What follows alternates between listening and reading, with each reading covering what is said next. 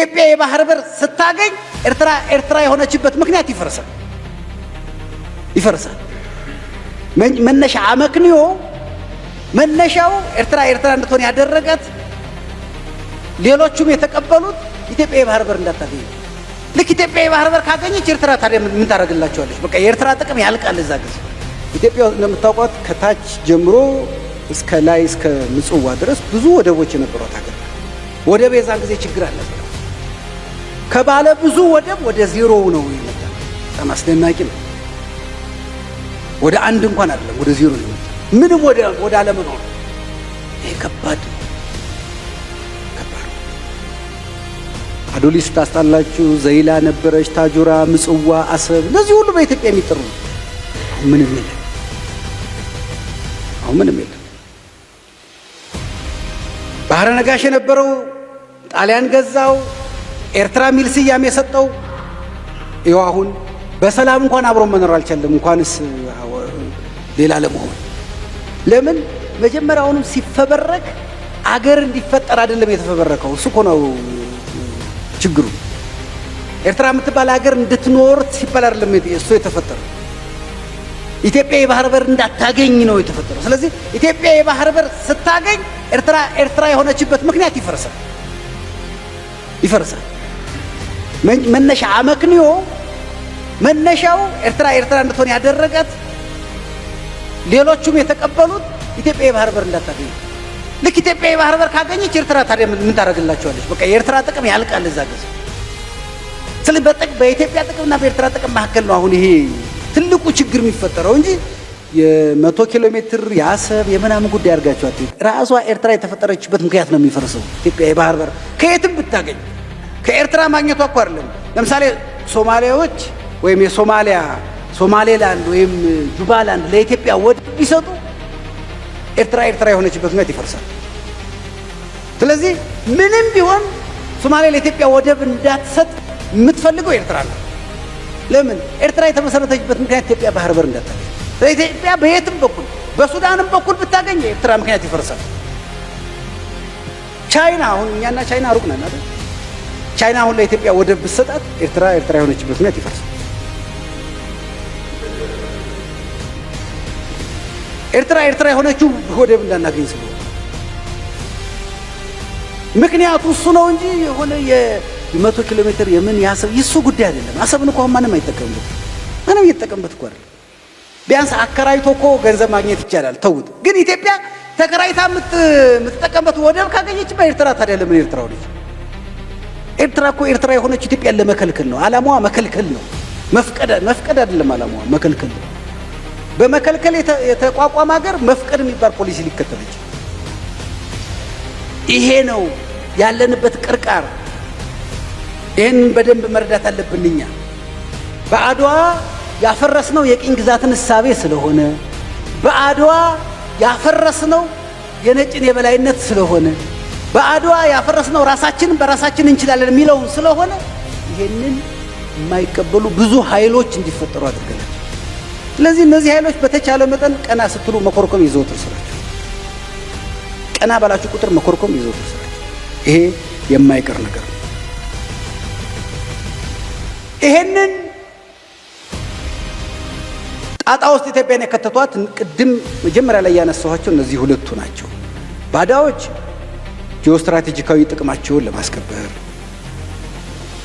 ባንዳዎች አገር በመሸጥ የሚገኘውን ጥቅም ለማግኘት። ሁለቱ በሚያደርጉት ጥረት ዛሬም ድረስ መከራ የምናየው እነዚህ በሁለቱ ምክንያት ነው። ባዳዎቹን ማስቀረት አንችልም ከኛ ውጭ ስለሆነ። ልጆቻችን፣ ወንድሞቻችን፣ ወገኖቻችን ግን በሀገር ጥቅም ላይ ቅድም እንደተባለው በብሔራዊ ጥቅም ላይ የማይደራደር ዜጋ ማፍራት ግን እንችላለን። ራስኛ እንችላለን። እኔ ከብልጽግና ጋር የተለየ ነኝ። ከኢዜማም ጋር አልገጥምም፣ ከህወሓትም ጋር አልገጥምም።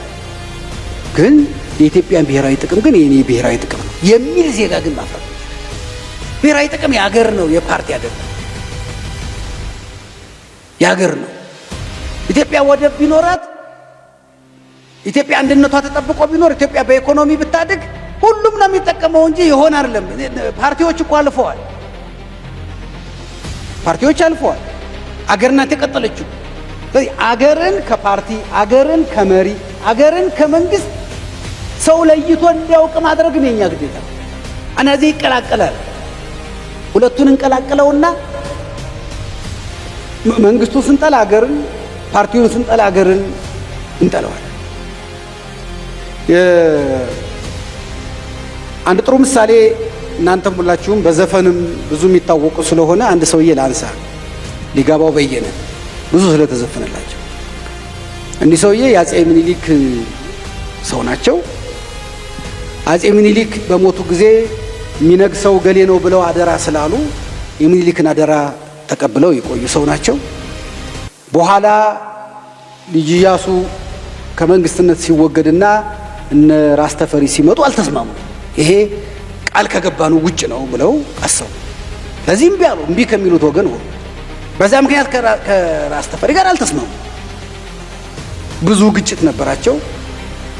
መጨረሻ ላይ እንግዲህ እስከ መገረፍ ድረስ ደርሰዋል። እንደምታውቁት ተገርፈው ወደ ኮይሻ በግዞት ተልከዋል። ብዙ መከራ ተቀብለዋል።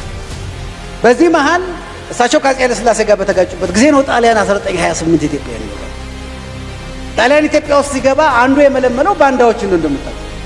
እሳቸውንም በባንዳነት ለመመልመል እሱ ከአፄ ኃይለ ሥላሴ ጋር ስለማይጣጣሙ ከኛ ጋር ይሁኑ ብሏቸው ነው። እንዴ እኔ እኮ የተጣላሁት ከተፈሪ ጋር ነው እንጂ ከኢትዮጵያ ጋር እኮ አይደለም ብለው እምቢ ብለው ከአርበኞቹ ጋር ነው የዘመቱት። ለኢትዮጵያ ጥብቅና ቆመዋል። የአፄ ኃይለ ሥላሴ ግን ተቃዋሚ ነበሩ።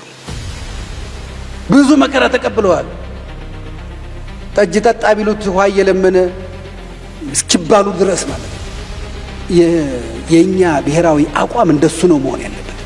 ከመሪዎች ጋር ልንስማማ ላንስማማ፣ ከፓርቲዎች ጋር ልንስማማ ላንስማማ እንችላለን። አገር ግን አገር ነው። አገር ከእምነት ጋር አይሄድም። አገር ከምንም ጋር አይሄድም። አገር የሀገር ብሔራዊ ጥቅም የሀገር ብሔራዊ ጥቅም ነው። ይሄንን ለይቶ የሚያውቅ ትውልድ መፍጠር እንችላለን እና በድህረ ቅኝ ግዛት ኢትዮጵያን ጂኦስትራቴጂያዊ ጥቅሞቻቸውን ለመመለስና ለመከላከል አሁን ከቅኝ ግዛት ውርስ ጋር ተጋፍጠናል። አሁን የተጋፈጥነው ስለ ባህር በርም ስለ አባይም የምንነጋገረው በሙሉ የቅኝ ግዛት ውርስን እንቀበለዋለን ወይስ አንቀበለውም? እንቀበለዋለን ካል አባይንም የፈለጉት ያርጉት፣ የባህር በሩንም የፈለጉት ያርጉት። በዚህ ግን አያቆሙም። ሌላውም ነገር ይመጣል። ምንም ነገር ውሃ ላይ ማድረግ አንችልም። ምንም ነገር እንደ ጠላቶቻችን ፍላጎት ውሃ ላይ ምንም ነገር አይደለም። ግድብ መገደብ ልጃችሁን ውሃ ብላችሁ መጥራታችሁ ውሃ ብላችሁ ስትጠሩ ይሄ ሰውዬ የብሔራዊ ጥቅማችን ጠላት ነው ብሎ ነው ውሃ ብላችሁ መጥራታችሁ።